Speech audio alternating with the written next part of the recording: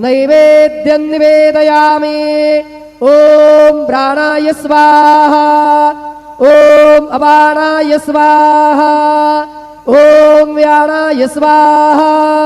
ॐ उदानाय स्वाहा। ॐ समानाय स्वाहा। ॐ ब्रह्मणे नमः। नैवेद्यमध्ये पानीयं समर्पयामि। पुनर्नैवेद्यं निवेदयामि। ॐ प्राणाय स्वाहा। ॐ अपानाय स्वाहा। ॐ व्यानाय स्वाहा। ॐ उदानाय स्वाहा।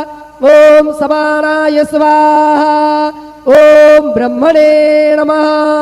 नैवेद्यं समर्पयामि। हस्तप्रक्षालनं समर्पयामि। मुखप्रक्षालनं समर्पयामि।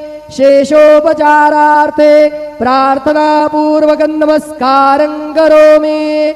तथा च मंगल आरार्तिक्य दीपं दर्शयामि।